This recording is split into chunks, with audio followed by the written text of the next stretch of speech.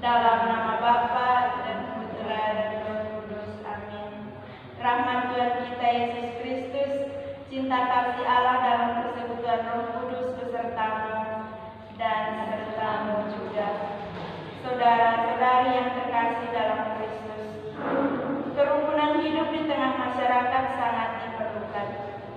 Masyarakat pedesaan rasanya jauh lebih mudah dalam menjaga kerukunan hidup. Orang bilang hidup di desa itu enak, masyarakatnya ramah, gotong royong masih kuat dan sebagainya. Namun seiring perkembangan zaman, kerukunan dan kebersamaan hidup menjadi mudah luntur. Kebutuhan hidup yang semakin banyak dan mahal sering menyebabkan seseorang sangat individualis. Selain itu, radikalisme agama juga membuat kerukunan terpecah.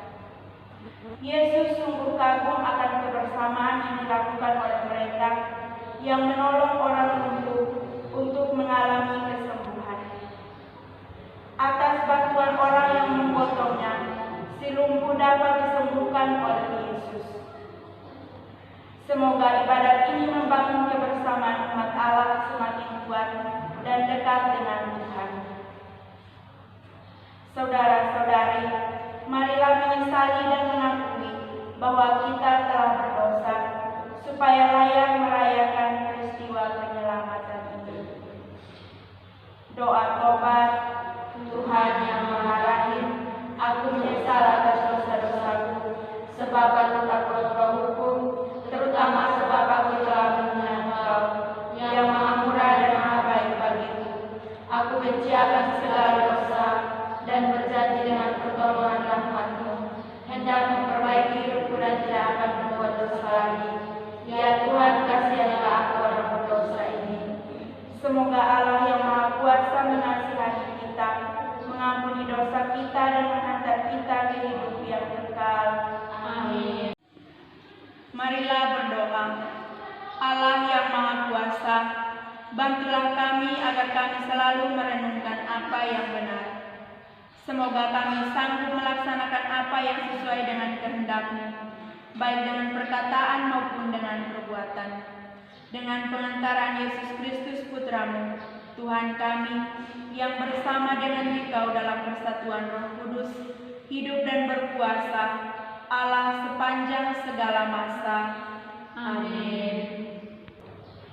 Tuhan serta-Mu dan serta-Mu juga. Inilah Injil Yesus Kristus menurut Markus. Dimuliakanlah Tuhan. Injil Markus bab 2 ayat 1 sampai 12. Selang beberapa hari sesudah Yesus datang ke Kapernaum, tersiarlah kabar bahwa Ia ada di rumah. Maka datanglah orang-orang berkerumun, sehingga tidak ada lagi tempat, bahkan di muka pintu pun tidak ada. Sementara Yesus memberitakan sabda kepada mereka, beberapa orang datang membawa kepadanya seorang lumpuh, digotong oleh 4 orang. Tetapi mereka tidak dapat membawanya ke hadapan Yesus karena orang banyak itu. Maka mereka membuka atap yang di atas Yesus. Sesudah atap terbuka, mereka menurunkan tilam tempat orang lumpuh itu terbaring. Melihat iman mereka, berkatalah Yesus kepada orang lumpuh itu, "Hai anakku, dosamu sudah diampuni." Berpikir dalam hati, mengapa orang ini berkata begitu? Ia menghujat Allah sendiri. Tetapi Yesus langsung tahu dalam hatinya bahwa mereka berpikir demikian. Maka Ia berkata kepada mereka, "Mengapa kamu berpikir begitu dalam hatimu? Manakah lebih mudah, mengatakan kepada orang lumpuh itu, 'Dosamu sudah diampuni,' atau mengatakan, 'Bangunlah, angkatlah tilammu dan berjalanlah'? Tetapi supaya tahu bahwa di dunia ini Anak Manusia berkuasa mengampuni dosa."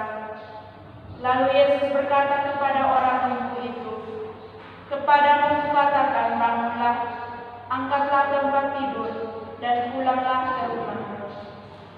Dan orang itu pun bangun, segera mengangkat tempat tidurnya dan pergi keluar di hadapan orang-orang itu. Mereka semua takjub lalu memuliakan Allah, katanya, yang seperti ini belum pernah kita lihat. Demikianlah sabda Tuhan. Terpujilah Kristus. Iman adalah sebuah tanggapan atas panggilan Allah. Demikian judul renungan yang saya bawakan pada kesempatan ini. Saudara-saudari yang terkasih dalam Kristus, iman adalah sebuah tanggapan atas panggilan Allah. Dengan iman, manusia dapat bersatu dengan Allah, dan dengan iman pula manusia dapat diselamatkan. Iman adalah suatu kerinduan yang datang dari setiap manusia, yang merupakan salah satu sayap bagi manusia untuk menjadi murid yang sejati dan dapat hidup bersama Kristus Sang Penyelamat. Persoalan iman bukanlah pribadi, tetapi juga masalah persekutuan atau kelompok. Pada satu sisi memang benar bahwa soal iman itu adalah keputusan pribadi. Namun demikian di sisi lain, iman yang hidup dalam persekutuan atau kebersamaan pun ikut mempengaruhi iman seseorang. Iman yang terbentuk dalam setiap pribadi dipengaruhi pula akan interaksi iman bersama orang lain. Saudara-saudari yang terkasih dalam Kristus, dalam Injil yang tadi kita dengar, kita diperlihatkan suatu iman yang datang dari keempat pribadi yang berjuang menyembuhkan seorang yang sakit lumpuh. Kita melihat bagaimana perjuangan yang luar biasa yang telah dilakukan oleh keempat pribadi tersebut. Tidak dapat dipungkiri bahwa naik ke atas atap sambil membawa orang yang lumpuh adalah suatu hal yang sangat sukar. Namun mereka dengan penuh hati-hati dan bekerja sama. Yesus melihat bahwa sungguh besar iman mereka. Jika kita melakukan segala sesuatu dengan sungguh-sungguh, dengan tidak pantang menyerah, maka kita akan keluar sebagai pemenang. Kita akan disembuhkan, kita akan diberkati, dan kita akan mencapai sesuatu yang kita harapkan. Perjuangan yang sungguh-sungguh mengingatkan kita akan sabda Yesus. Mintalah maka akan diberikan kepadamu, carilah maka kamu akan mendapat, ketoklah maka pintu akan dibukakan bagimu. Karena setiap orang yang meminta, menerima, dan setiap orang yang mencari mendapat, dan setiap orang yang mengetuk, baginya pintu dibukakan. Saudara-saudari yang terkasih dalam Kristus, dari sabda suci ini kita dapat belajar beberapa hal penting.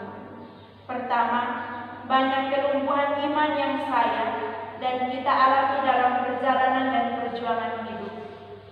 Persoalan ini menjadi tanda apakah kita datang kepada Tuhan mencari pertolongan dan bantuan Tuhan supaya kita dapat dipulihkan, atau dengan banyak halangan atau tantangan kita dengan begitu mudah mundur dan tidak mau berjuang lagi, atau dengan berbagai bujukan-bujukan kenikmatan saya dan kita begitu mudah meninggalkan iman kita demi kenikmatan semu. Hal yang kedua, belajar bahwa kita hidup bersama orang lain. Dalam hal ini kita diajak untuk mengambil bagian dalam membantu sesama kita yang membutuhkan pertolongan, sesama kita yang membutuhkan kehadiran kita dalam penderitaan-penderitaannya, dan sesama kita yang membutuhkan pertolongan doa dari kita. Yang ketiga, kita diajarkan untuk tidak begitu mudah menuduh orang yang telah berbuat baik, sebagaimana yang dilakukan oleh ahli-ahli Taurat terhadap Yesus. Perihal Yesus mengampuni, para ahli Taurat menganggap bahwa Yesus telah menghujat Allah. Kebaikan yang kita tebarkan kadang mendatangkan suatu sikap tidak suka dari berbagai pihak, namun kita diteguhkan untuk tetap menebarkan benih-benih kebaikan Sebab yakinlah bahwa itu akan berbuahkan rahmat yang berlimpah dalam hidup kita. Semoga hari ini, dari hari ini, iman dan kebaikan tetap tumbuh dalam diri kita seturut perubahan zaman. Semoga. Amin. Marilah kita menanggapi sabda Tuhan yang telah kita dengar dan renungkan tadi dengan mengucapkan syahadat iman kita. Aku percaya kepada Bapa yang Maha Kuasa, Pencipta langit dan bumi, dan akan Yesus Kristus Putranya yang tunggal Tuhan kita, yang dikandung dari Roh Kudus, dilahirkan oleh perawan Maria, yang menderita sengsara dalam pemerintahan Pontius Pilatus, disalibkan, wafat dan dimakamkan, yang turun ke tempat penantian pada hari ketiga, bangkit dari antara orang mati, yang naik ke surga dan di sebelah kanan Allah Bapa yang Maha Kuasa, dan situ yang akan datang mengadili orang hidup dan mati. Aku percaya akan Roh Kudus, Gereja Katolik yang kudus, persekutuan para kudus, pengampunan dosa, kebangkitan badan, kehidupan yang kekal. Amin. Doa umat. Karena imannya kepada Kristus, seorang lumpuh memperoleh mujizat kesembuhan dan kembali berjalan. Marilah kita panjatkan doa-doa kita kepada Allah Bapa kita dengan penuh iman. Bagi gereja di daerah-daerah miskin, Allah Bapa Maha Kasih, dampingilah para pewarta Injil agar tetap tabah dan teguh mewartakan karya keselamatan kepada semua orang, terlebih bagi mereka yang miskin dan tertindas. Marilah kita mohon, kabulkanlah doa kami ya Tuhan. Bagi para penanggung jawab masyarakat, ya Bapa, bimbinglah para pemimpin masyarakat agar mereka juga memperhatikan pelayanan kesehatan dan kesejahteraan bagi masyarakat yang hidup di tempat-tempat terpencil. Marilah kita mohon, kabulkanlah doa kami ya Tuhan. Bagi bayi-bayi yang gugur sebelum lahir, ya Bapa, lindungilah dan anugerahkanlah kebahagiaan kekal bagi para bayi yang meninggal sebelum dilahirkan di tengah dunia ini. Marilah kita mohon, kabulkanlah doa kami ya Tuhan. Bagi orang-orang yang setiap hari bertemu dengan kita, ya Bapa, semoga Engkau berkenan memberkati orang-orang yang setiap hari berkumpul dengan kami. Marilah kita mohon, kabulkanlah doa kami ya Tuhan. Allah Bapa yang Maha Pengasih, kasih setiamu teramat agung bagi kami. Kasihanilah kami dan dampingilah kami dengan perantara Kristus Tuhan dan penantara kami.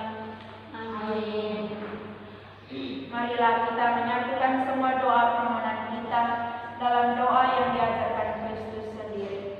Bapa kami yang ada di surga, dimuliakanlah namamu. Datanglah kerajaanmu, jadilah kehendakmu di atas bumi seperti di dalam surga. Berilah kami rezeki pada hari ini, dan ampunilah kesalahan kami, seperti kami pun mengampuni yang bersalah kepada kami. Dan janganlah masukkan kami ke dalam pencobaan, tetapi bebaskanlah kami dari yang jahat. Marilah berdoa. Allah Bapa yang Maha Kuasa, kami berterima kasih atas rahmat dan anugerah yang Kau limpahkan sepanjang ibadat ini. Semoga kami yang ikut serta dalam perayaan sabda ini menjadi pribadi orang yang beriman serta setia dan bertanggung jawab. Dengan pengantaran Kristus